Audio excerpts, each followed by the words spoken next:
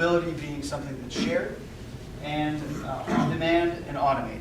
And that's what a lot of companies are putting their stock into, is taking all the different components that we talked about it and wrapping it into one thing, where that the car share that you have is going to drive itself and it's going to be on demand. That's the vision of the future.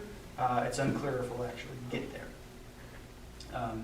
And so again, technology and transportation has limitless opportunities. I mean, you can kind of go crazy thinking about all the things, but a lot of it is very nascent. It's unproven. It's untested. We're still kind of going through the pilot phase, and there really needs to be a concerted effort to make sure that we're getting the kind of outcomes out of this, rather than just letting the technology come in and kind of wash over us. Let's think about, how do we want this to be in our communities? What kind of public subsidy should go to it? And how should we regulate things to get the kind of outcomes we want? And I know we're out of time, but I think we've got a couple quick questions. Yes? I mentioned we have a problem here. We don't have a source of funding public transit like most people. The legislature doesn't allow us. Are there some innovative financing for public transit with these new technologies? Are there any new economic, financial technologies that we should be exploring since we get this dead end at the legislature? Yeah, so not really. Is the bad news. It's much more about trying to provide more for the riding public with the same limited dollars that we have. It's about efficiencies. That's where we're able to really leverage the technology. The funding problem is an ongoing one, and actually Washington, D.C., the metro system there does not have a dedicated tax either. And every year we have to go to 4 different jurisdictions, D.C., Maryland, Virginia, and the federal government, to beg for money to make sure that we can continue to operate the system. And it's really hard. And they're desperate for those same kind of innovations on the revenue side, and really there hasn't been anything that's come out of the woodwork and said, yes, this is going to be a windfall for the public in terms of revenue. Yes? If you could give us like 2 or 3 names of national leaders, either elected officials in Congress or the Senate or something, or industry or something that we could kind of track and follow and learn from as time goes on? Yeah, so it depends on the issue. What I would say is for the automated vehicle space, that's very much of a federal discussion. I would pay close attention to Senator Peters and Senator Thune from Michigan and North Dakota, respectively. They are very much into the automated vehicles. They are Democrat, Republican, trying to write the bill right now.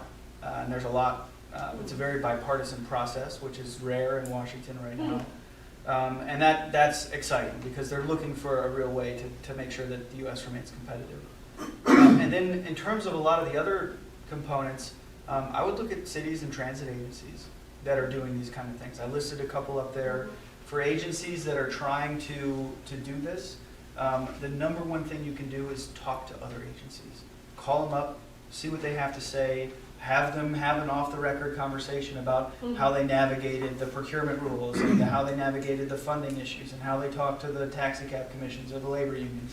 You know, those are important lessons that we can learn from other agencies, and that's how a lot of this has been happening, is through kind of an interagency dialogue. Thoughts, questions? Yeah. As a group that's coming up, you mentioned there was a college in St. Petersburg, and I noticed that the other colleges that I've heard, they're really pushing ridership of the buses at the university, it's often included. Do you see that making a difference as these people come forward and move on and get jobs? Or is everyone always going to expect to have a car? It's a great question. I mean, a lot of the data would show that once people can afford a car, they buy one.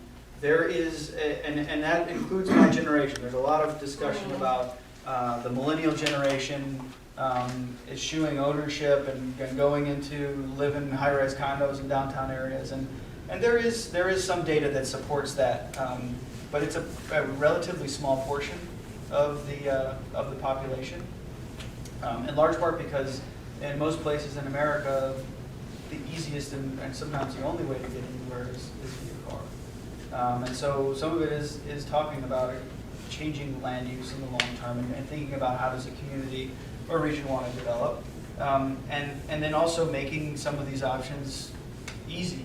People don't like to share. People don't, and that includes sharing a ride on a bus. It's not always the most optimal outcome for you.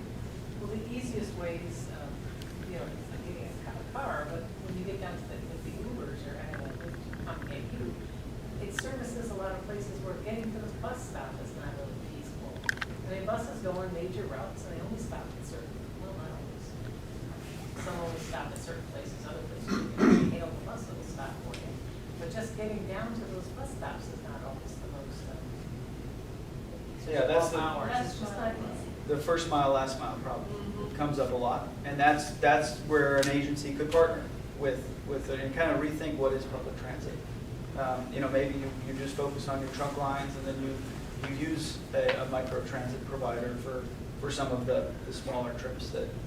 I've seen things in our area where we have park and ride, so I need to have a car to get down to the parking lot, not transportation, to go someplace where there's no parking. And I've always wondered, when you showed the picture of the little Uber van picking people up, I can see that it's a much better way to pick you up and take you to the stop. There. If your real goal is to increase ridership and use of public transit, the number one thing you can do is build dense residential and business communities. The way that cities attract a lot of ridership is by walking. It's not by a bus connection or an Uber connection to a transit stop. It's by walking. And they find that if you can't walk within 10 or 15 minutes to a stop, people often just drive. No matter how much you put into the feeder systems, and those can help for folks that don't have another option. But if you really want to try to attract the choice riders, not the captive riders, it's all about density. It has to be convenient. Yeah. I mean, it'd take me 3 times as long to take the bus here as it would to drive, so why do it? And that's more of a function of land use than it is a function of the bus system itself. Oh yeah, no, I rode the bus a lot when I lived in Seattle. I don't ride it at all here. Yeah, I think your experience, where are you living? New York? I live in DC. DC, sorry. Where you've done the math and you've realized car ownership is more expensive than the availability and accessibility you have to public transportation. And I think here out west, we're only going to be successful building public transportation as much as we can make driving more expensive for our households. And it's not necessarily making driving more expensive, but it has to do with I'm not land use as well. advocating Right. that we do that. Sure. But I think that's the realization. I had lived in Venezuela for a couple of years and took public transportation daily. And people often ask, why are they so successful in Venezuela? They privatize public transit. I'm like, well, it's so expensive to afford to drive a car. Nobody drives a car. They can't afford it. And so you have the private sector really picking up that demand. Yeah. And here we have to find that equilibrium before things start taking off that way.